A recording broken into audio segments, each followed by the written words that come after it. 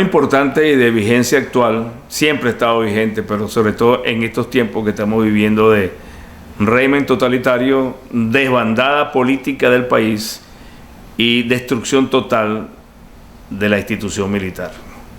La figura clave en todo lo que es la democracia y la relación civil-militar es el presidente de la República por elección, en este caso por designación, que asume la doble tarea de presidente y comandante en jefe de las Fuerzas Armadas.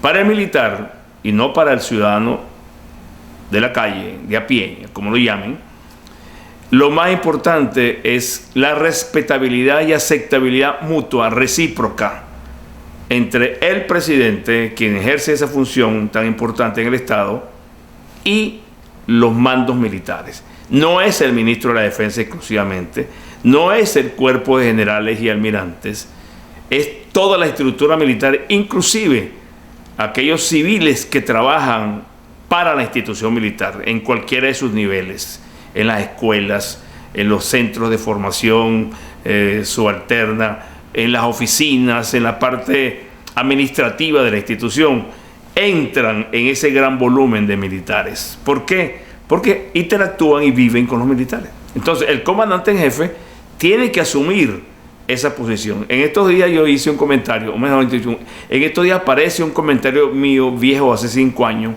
que yo especifico y digo claramente que el militar no trabaja para el presidente. Algunas personas sorprendidas por lo que digo y que no interpretan la dimensión de lo que estoy diciendo porque no la conocen, me cuestionan, y es normal que un ciudadano cuestione cuando uno habla de un tema tan particular. Cuando yo digo que el comandante en jefe, el militar no trabaja para el comandante en jefe, perdón, es porque el militar trabaja para el Estado, y el Estado le asigna por voto a una persona el cargo de gerenciar y comandar las Fuerzas Armadas. Óigase bien el término, gerenciar en la parte administrativa, recursos humanos, recursos bélicos, etcétera, etcétera, y comandar, porque es la autoridad natural investida en este caballero o dama por el pueblo, que es el que al final, el ciudadano que al final vota y designa. Este señor es presidente y a la vez va a ser comandante en jefe. Por lo tanto, nosotros los militares nos formamos, nos integramos, nos estructuramos y somos de acuerdo al comando que recibimos del presidente de la República. No es al revés, ni es de los partidos, ni es de los ciudadanos amigos del presidente, ni jamás puede ser de los medios de comunicación, porque no es la manera como funciona la institución militar en todas partes del mundo. Le pongo tres ejemplos. 1992, cuartelazo militar.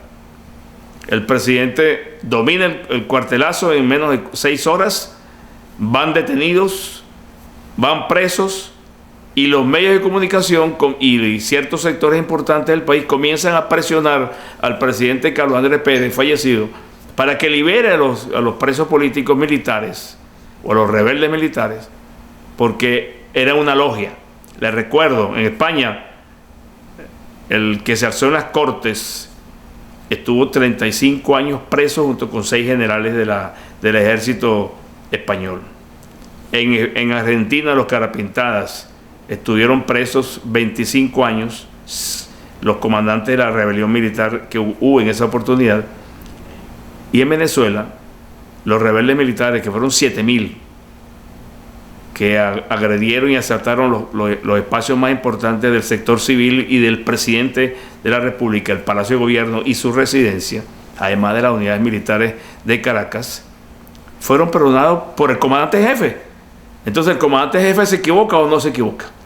¿El comandante jefe comete errores con lo militar o no los comete? Sí los comete. En ese entonces, particularmente le dije al presidente Pérez, someta a juicio al alto mando militar. No es que todos estaban en la conspiración y en la conjura, pero el alto mando militar responde al presidente y a los ciudadanos de lo que ocurre en el sector militar. Para eso es el alto mando y para eso son generales y almirantes. Y el comandante en jefe utiliza este contacto, esta línea de acción militar desde el comando que él ejerce hacia la institución vía los comandantes militares y comandantes en jefe de todas las fuerzas. En esa oportunidad el presidente Pérez no lo hizo. Bueno, pasó, controló la rebelión, después vino un presidente y los perdonó y los recorporó a las Fuerzas Armadas. Y posteriormente, en ese mismo gobierno, esos rebeldes militares llegan al poder por vía electoral. Ahora está ocurriendo algo muy no parecido, por algo que son errores que se cometen desde el comando en jefe de las Fuerzas Armadas. Se utiliza a los militares, se arenga a los militares, pero no se comandan. Entonces ningún militar va a reaccionar, a pesar de todo lo que está ocurriendo, a la buena de Dios, porque en una inspiración natural y lógica de quien ejerce la presidencia interina, arenga y comanda a los militares. ¿Cuántos militares hay presos?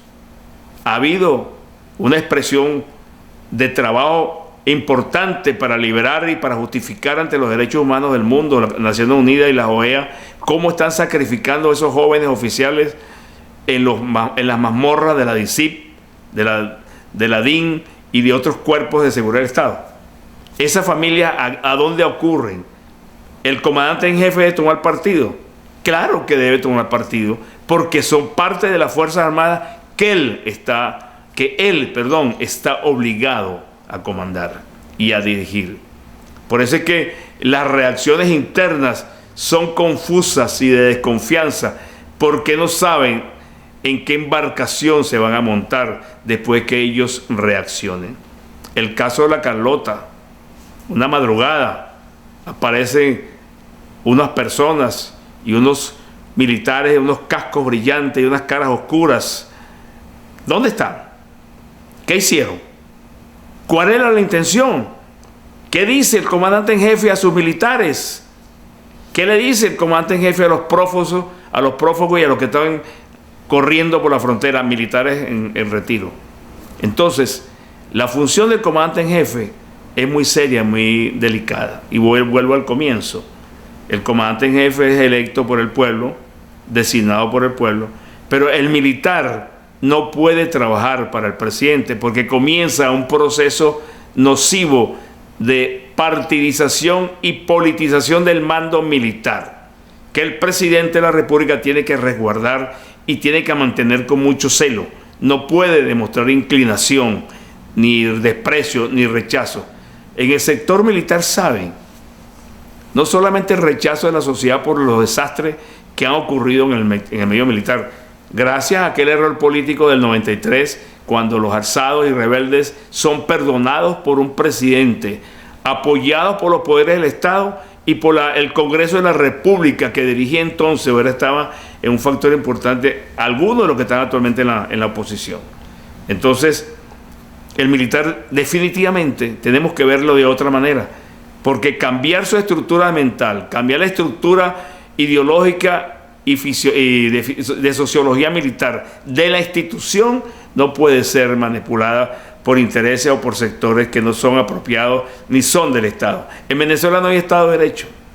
En Venezuela hay un presidente, en Venezuela hay una Asamblea Nacional, en Venezuela hay un Tribunal Supremo Legítimo, pero no observamos la intercomunicación fluida, democrática, dinámica y constitucional entre estos factores importantes que integran la recuperación definitiva de la libertad y de la democracia en Venezuela. Si esos factores no se integran, fíjense que Almagro está apareciendo por ahí criticando lo de Noruega o hablando sobre Noruega. Entonces hay algo que no funciona, hay piezas de rompecabezas de la estructura de mando nacional, y me refiero mando militar, porque tiene que ser comandado. Un presidente sin Estado Mayor militar, sin mando militar, ¿cómo se ve en el mundo? Entonces hay ciertas cosas que no se han cumplido por alguna razón estratégica o por alguna recomendación, pero rechazar de plano, apartar la estructura militar que va a ser necesaria en el próximo gobierno, sea cual sea, porque tenemos la FARC, el ELN, tenemos los iraníes, tenemos los garimpeiros, tenemos la milicia bolivariana, tenemos los grupos de reacción rápida del gobierno, lo que llaman los grupos de respuesta rápida, los colectivos decentemente colectivos, asesinos. Entonces, ¿cómo se va a manejar esa estructura de control civil? Puede ser que los bonos de PDVSA hayan sido cobrados, puede ser que la libertad de la gente para viajar haya sido adquirida, puede ser que cambie la estructura del gobierno nacional, pero el ejercicio del mando para el control y seguridad ciudadana lo ejerce solamente el presidente de la República. El famoso control civil de las Fuerzas Armadas le corresponde al presidente, no a los partidos políticos. En mi generación, más de una vez un senador, un diputado, se metía e intentaba imponer líneas de conducta a los mandos militares. A mí me correspondió una vez navegando, un senador no que se quería desembarcar de la fragata, yo tenía que zarpar y le tuve que decir, mire senador, con mucho respeto, descienda del barco porque yo lo tengo que dejar en el muelle, no puedes zarpar conmigo. Y era un senador. Al final me llamaron la atención porque yo había irrespetado al senador. No, el irrespetado fui yo y el Estado y las Fuerzas Armadas, porque un senador no puede imponerle líneas de conducta, el control de los poderes del Estado, pero líneas de conducta a las Fuerzas Armadas solamente uno, el presidente de la República.